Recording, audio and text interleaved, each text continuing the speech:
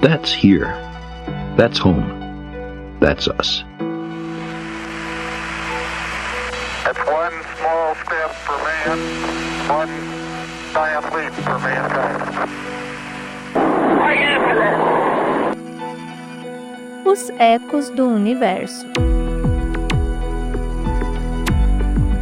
E hoje a nossa viagem vai nos levar de volta para uma época em que a astronomia era uma arte ainda em formação, onde a precisão de olhar para o céu podia mudar o mundo.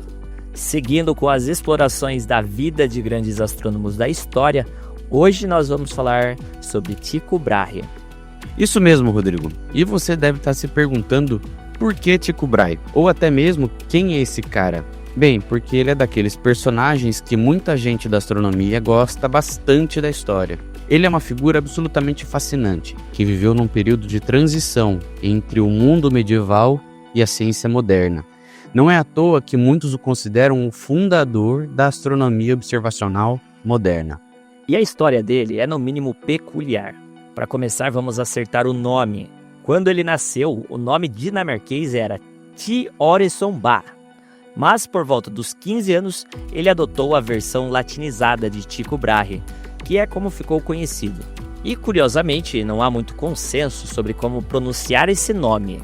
Em inglês, alguns dizem Tycho, outros Tycho, e o sobrenome pode ser Brahe ou Brahe. Isso já dá uma ideia de como a sua fama atravessou fronteiras e línguas. Mas a história dele começa em 1546. em Knudstorp, na então Dinamarca, hoje parte da Suécia. Ele nasceu numa família de alta nobreza, sendo o filho mais velho de Otto Brahe e Beate Bill. No entanto, ele foi criado pelo seu tio paterno, Johan Brahe, que o tornou seu herdeiro. E desde cedo ele mostrou um talento excepcional para os estudos. Aos 12 anos, no ano de 1559, ele entrou para a Universidade de Copenhague, o que era muito comum para a nobreza da época.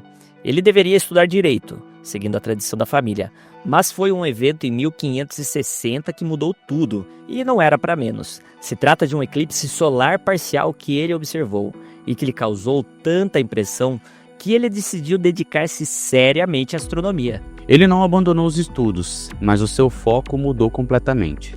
Entre 1562 e 1570, ele fez uma longa viagem educacional pela Europa. Oficialmente, ele deveria estudar outras línguas e culturas clássicas, mas ele aproveitou para estudar astronomia com professores, fazer medições e construir os seus próprios instrumentos. Ele passou por universidades como Wittenberg, Rostock, Basileia, além de Leipzig, e foi nesse período que ele também desenvolveu um grande interesse pela alquimia, que na época englobava o que hoje chamaríamos de química e medicina, e também pela astrologia. E foi em Wittenberg, em 1566, que aconteceu um episódio que marcou a sua vida para sempre. Ele se envolveu num duelo com outro estudante por causa de uma disputa sobre quem era o melhor matemático. E o resultado foi que ele perdeu uma grande parte do nariz. E isso não foi uma simples cicatriz do duelo, que era até visto como uma marca de coragem aristocrática. Perder metade do nariz era algo bem menos glamouroso. Pelo resto da vida, ele teve que usar uma prótese metálica para cobrir o que faltava. E existe uma lenda de que a prótese era de prata ou de ouro, mas análises recentes feitas com seus ossos, quando seu túmulo foi reaberto, mostraram que era, na verdade, de latão, uma liga de cobre e zinco. E essa prótese, independente de seu material, era uma fonte de ridicularização por parte de seus opositores astronômicos, mas ele seguiu em frente. Ele voltou para a Dinamarca em 1570 e 2 anos depois fez a observação que o tornaria famoso em toda a Europa. Ele viu uma nova estrela na constelação de Cassiopeia, uma estrela tão brilhante que podia ser vista até durante o dia. Ele publicou um pequeno tratado sobre ela em 1573, chamado De Nova et Nullius Aeve Memoria Prius Vista Stella. Em português, sobre a nova e nunca antes vista estrela. Ele chamou esse fenômeno de, entre aspas, o maior milagre da natureza desde a criação do mundo. Mas por que isso foi tão importante? Porque na visão aristotélica, que dominava o pensamento científico na época, o céu era imutável e perfeito. A Lua era a fronteira entre o mundo corruptível e o mundo celestial eterno. Uma nova estrela que surgia e depois desaparecia era uma afronta a essa ideia. E Tycho, com suas medições precisas, provou que aquela estrela não era um fenômeno atmosférico. Ela estava além da Lua, no reino celestial, ou seja, o céu não era imutável. Isso começou a abrir uma fenda naquele modelo de mundo que durava há séculos. O livro sobre a Estela Nova consolidou a sua reputação. Em 1574, ele deu um curso de astronomia na Universidade de Copenhague. Mas ele estava convencido de que o avanço da astronomia dependia de observações precisas e contínuas. Ele sabia que precisava de um lugar e de recursos para fazer isso. E, por incrível que pareça, ele conseguiu. Em 1575, o rei Frederico II da Dinamarca, que via em Tycho uma forma de trazer glória ao reino, ofereceu-lhe a ilha de Hven, no estreito de Øresund, bem em frente ao seu novo castelo Kronborg. A ilha era uma possessão real e os camponeses que lá viviam ressentiam-se profundamente da doação, pois nunca haviam tido um senhor feudal antes. Mas Tycho aceitou e ali construiu o seu observatório, que ele chamou de Oranienborg, ou em português, o Castelo das Musas Celestes. Uranienborg não era apenas um observatório, era uma verdadeira instituição científica. Tycho projetou e construiu instrumentos inovadores, calibrou e os verificava sua precisão periodicamente. Ele revolucionou a instrumentação astronômica. Além disso, ele tinha uma oficina para construir os instrumentos, uma gráfica própria para imprimir os seus resultados e uma grande equipe de assistentes, tanto dinamarqueses como estrangeiros, que vinham de toda a Europa para aprender com ele. Ele treinou uma geração inteira de jovens astrônomos na arte de observar. E esse trabalho todo custou caro, muito caro. Durante os 20 anos em que Tycho trabalhou em Hven, o custo do observatório representava entre 1% e 2% da renda total da coroa dinamarquesa. Foi um investimento em ciência sem precedentes na história, e que dificilmente teve igual em termos proporcionais desde então. O rei queria que aquela ilha fosse a sua Câmara das Maravilhas, uma vitrine do seu poder real. Mas o que ele observava exatamente? Ele mudou a forma de observar. Antes, os astrônomos se contentavam em medir a posição dos planetas e da Lua em certos pontos importantes da sua órbita, como a oposição ou quadratura. O Tycho e a sua equipe observavam esses corpos durante toda a sua órbita, noite após noite, ano após ano. Ele foi o primeiro a fazer correções sistemáticas para a refração atmosférica, que distorce a posição dos astros. Ele media a posição de um planeta calculando o ângulo entre ele e as estrelas próximas, cujas posições eram conhecidas. Para isso, ele criou um sistema de referências com centenas de estrelas, o que exigiu ainda mais observações do que os próprios planetas. O resultado foi um conjunto de dados de uma precisão inédita. Enquanto a precisão anterior era de cerca de 15 minutos de arco, as medições de Tycho chegavam a 2 minutos de arco e as melhores a apenas meio minuto de arco. Isso é menos do que o diâmetro aparente da Lua, e tudo sem telescópio, porque ainda não havia sido inventado. E com esses dados precisos, ele fez outra descoberta fundamental. No ano de 1577, ele observou um cometa. E, mais uma vez, usando as suas medições, ele provou que o cometa estava além da Lua. Ele publicou isso em 1588, na obra De Mundi Aeterei Recentioribus Phenomenos. Isso teve um impacto devastador na visão aristotélica. Até então, acreditava-se que os planetas eram carregados por esferas de cristal sólidas, encaixadas umas nas outras. A passagem de um cometa por essas esferas provava que elas não existiam. Essa foi a estocada final no modelo das esferas celestes, que desapareceu do pensamento científico entre 1575 e 1625. Se o céu não era imutável e as esferas não existiam, então o universo era um lugar muito mais fluido e complexo. Mas Tycho não foi até as últimas consequências. Ele não abraçou o modelo heliocêntrico de Copérnico, que colocava o Sol no centro. E você, ouvinte, deve estar estranhando. Afinal, por que não aceitar o modelo copernicano? Bem, ele reconhecia as vantagens do sistema copernicano, pois o modelo explicava de forma mais elegante o movimento retrógrado dos planetas e estabelecia uma ordem clara para as distâncias dele em relação ao Sol. Mas Tycho não conseguia abandonar a física aristotélica. Para Aristóteles, a Terra era o centro do universo, porque era o lugar natural onde os corpos pesados caíam. Se a Terra não estivesse parada no centro, toda a física conhecida ruía, e ele, Tycho, não tinha uma nova física para substituir essa. Então ele propôs um sistema híbrido, que ficou conhecido como o sistema ticônico. Nesse modelo, a Terra continuava imóvel no centro. A Lua e o Sol orbitavam ao redor da Terra, mas Mercúrio, Vênus, Marte, Júpiter e Saturno orbitavam ao redor do Sol. Ele colocou a órbita do cometa de 1577 entre Vênus e Marte. Esse sistema se tornou popular no início do século XVII entre aqueles que rejeitavam o modelo de Ptolomeu, mas que não conseguiam aceitar a ideia do Sol no centro. Foi uma solução de compromisso brilhante. Ele mantinha a Terra no centro para preservar a física da época, mas acomodava as novas observações que provavam que o modelo ptolomaico estava errado.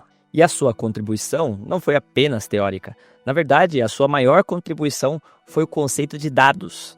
Ele foi o primeiro a repetir observações para verificar a precisão, criando assim um corpo de evidências mais confiável. Mas o relacionamento com o rei Frederico II não durou para sempre. Após a morte do rei, o seu sucessor, Cristiano IV, não via Tycho com os mesmos olhos. Houve um desentendimento e em 1597, Tycho teve que fazer as suas malas. Embarcou com seus instrumentos e livros e deixou a Dinamarca. Ele viajou por alguns anos até que em 1599 ele se estabeleceu em Praga, como matemático imperial da corte do imperador Rodolfo II. Ele levava consigo todo o seu precioso acervo de observações. E foi em Praga que ele contratou um assistente que se tornaria tão famoso quanto ele. E aqui vai um breve teste de conhecimento astronômico do Centauri. Quem é esse personagem, ouvinte? Se por acaso você disse Johannes Kepler, você acertou!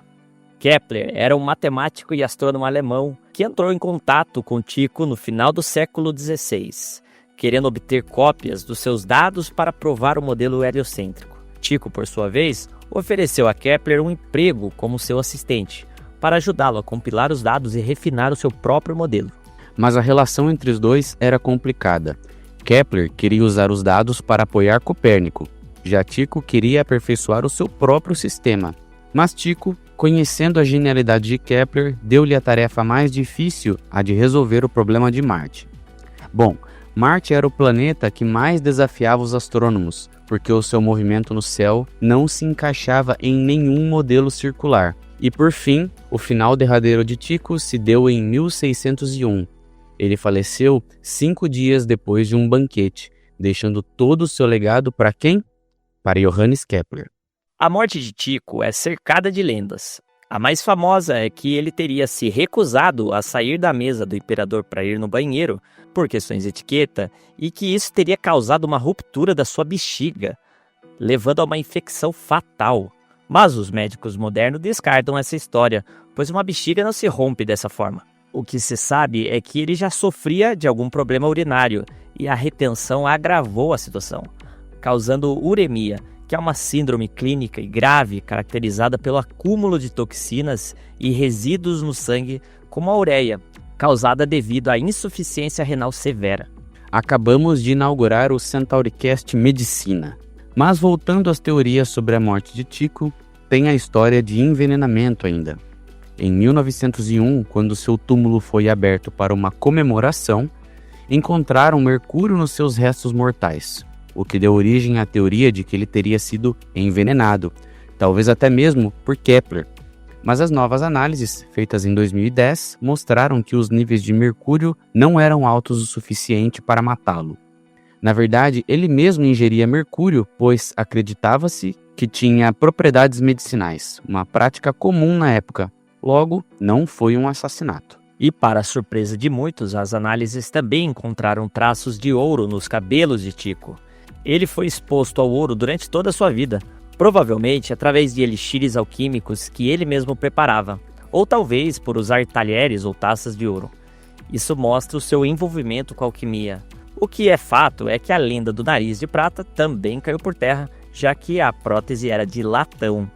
Mas a verdadeira herança de Tycho não estava na sua prótese nasal ou nas suas poções. Estava nos seus dados.